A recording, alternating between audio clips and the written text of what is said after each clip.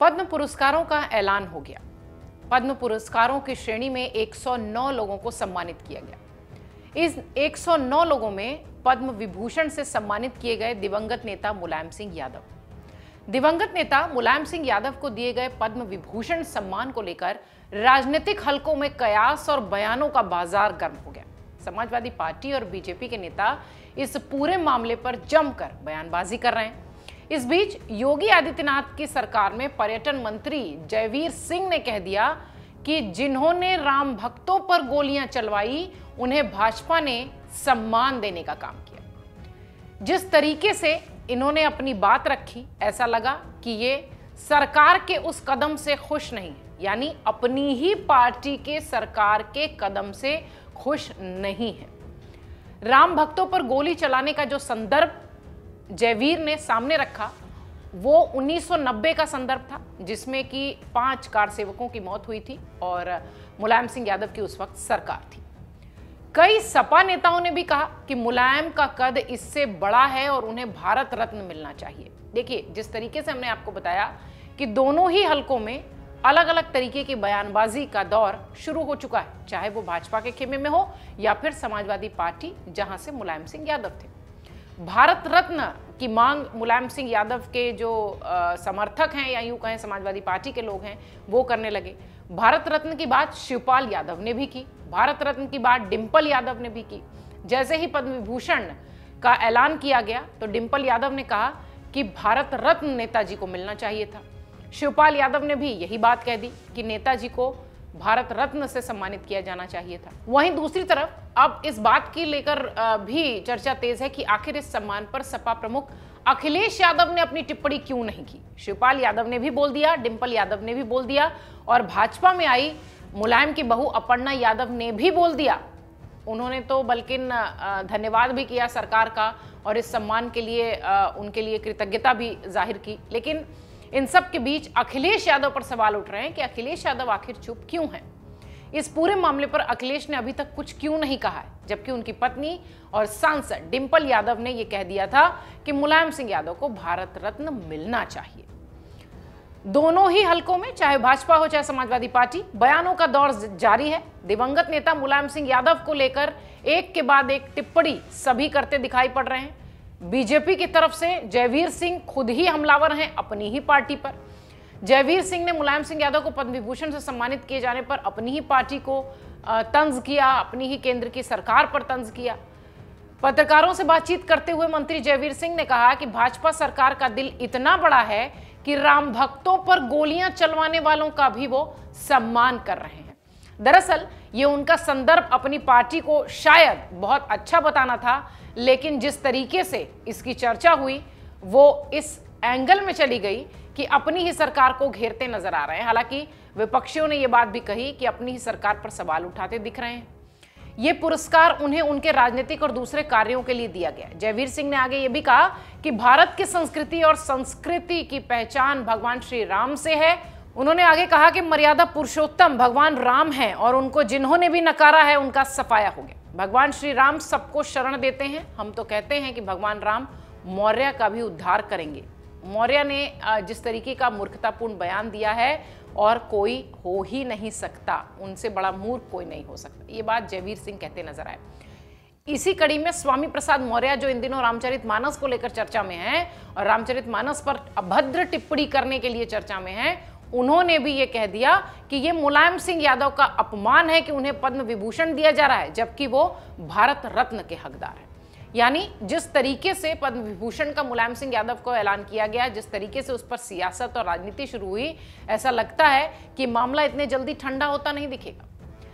UP के मंत्री जयवीर सिंह ने जब ये कहा कि अखिलेश प्रधानमंत्री बने तो मुलायम को भारत रत्न दिला दें, क्योंकि उन्होंने कहा कि पद्म विभूषण देने के बावजूद भी अगर इस तरीके की आलोचनाएं हो रही हैं तो निश्चित तौर पर जब अखिलेश यादव प्रधानमंत्री बनेंगे, माफ कीजिएगा, तो वो मुलायम सिंह को भारत रत्न दे देंगे। मुलायम सिंह को भारत रत्न दिए जाने की मांग पर जयवीर सिंह ने सपा प्रमुख अखिलेश यादव और उनकी पत्नी डिंपल यादव पर तंज किया है। ये बोलते हुए जयवीर ने कहा कि मुलायम सिंह को भारत रत्न मिलना चाहिए। डिंपल यादव ने ये बात कह दी। वो तो ये भी कहती थी कि एक दिन उनके पति अखिलेश सिंह यादव को देश का प्रधानमंत्री बनना है, तो भाई ठीक है, जब वो प्रधानमंत्री बन जाएंगे तो मुलायम सिंह यादव को भारत रत्न दिलवा देंगे। ये तंज था उनका। सपाइयों को ये देखना चाहिए कि भाजपा का कितना बड़ा दिल और दायरा है। ये बात जबीर कहते नजर आए। उन्होंने कहा कि यदि सपा की सरकार होती तो वो भाजपा के नेता को इस तरह का पुरस्कार दिलाने का काम कभी नहीं करती। अपनी सरकार पर हमला बोलने का जो उनके बयान के मायने थे ये जरूर निकाले गए, लेकिन वो अपनी सरकार की तारीफ करते दिखाई पड़ रहे थे।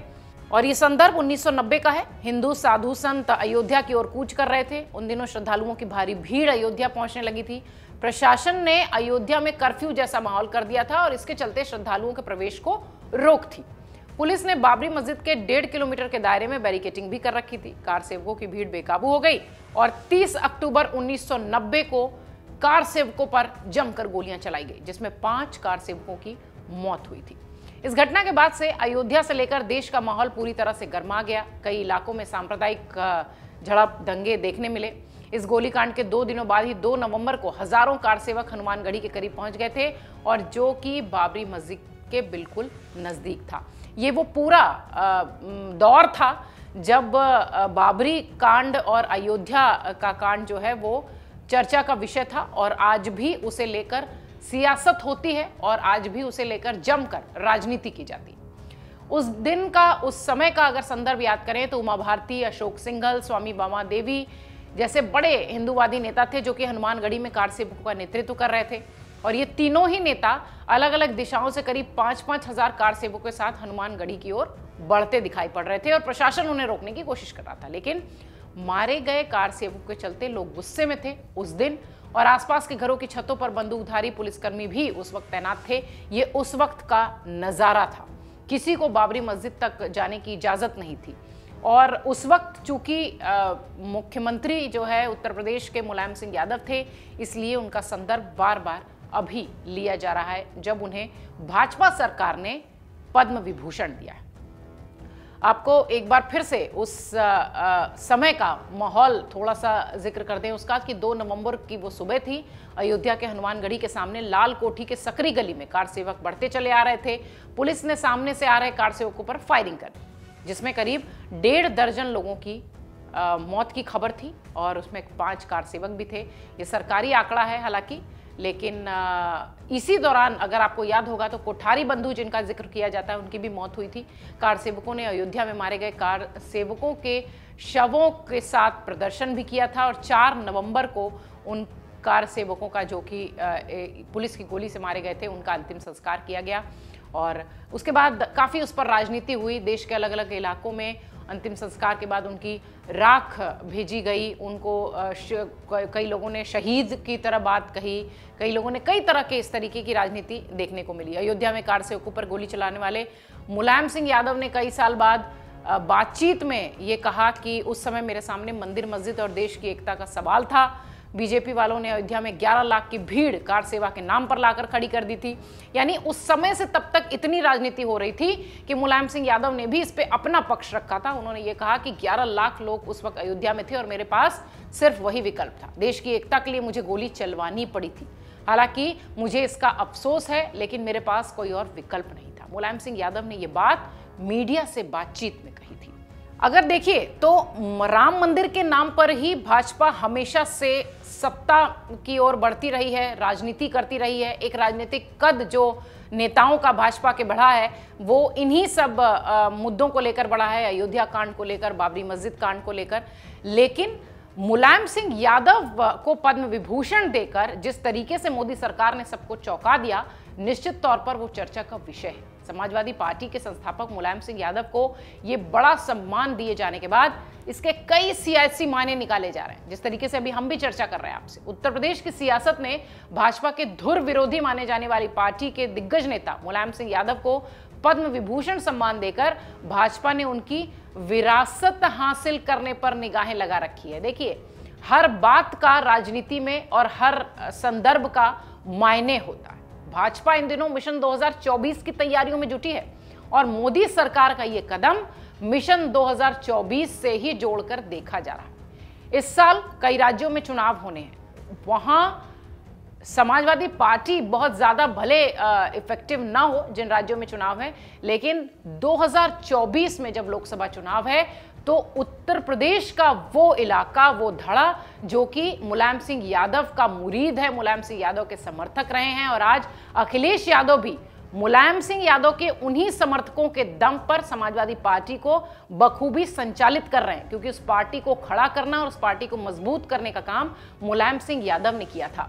मुलायम सिंह यादव को पद्म विभूषण देकर निश्चित तौर पर भाजपा ने एक बहुत बड़ा दांव खेला है। सियासी मायने इसके कुछ भी निकाले जाएं, लेकिन भारतीय जनता पार्टी को यह पता है कि कैसे किसी मौके को या कैसे किसी परिस्थिति को भुनाना है और उसका इस्तेमाल करना है। 2024 में लोकसभा चुनाव होने हैं और उत्तर प्रदेश के लिए कहा जाता है कि ये जीते तो सब जीते, यानी दिल्ली की गद्दी पर वही बैठता है जो उत्तर प्रदेश में बेहतर प्रदर्शन करता है। इस बार मिशन 80 के साथ चल रही है भाजपा, क्योंकि लोकसभा की 80 की 80 सीटें इस बार जीतने का मिशन है और शायद उसी कड़ी में ये एक बड़ा कदम माना जा सकता है। राजनीतिक पंडित ये मानते हैं कि बहुत बड़ा दांव भाजपा की तरफ से खेला गया है मुलायम सिंह यादव को पद्म विभूषण देकर।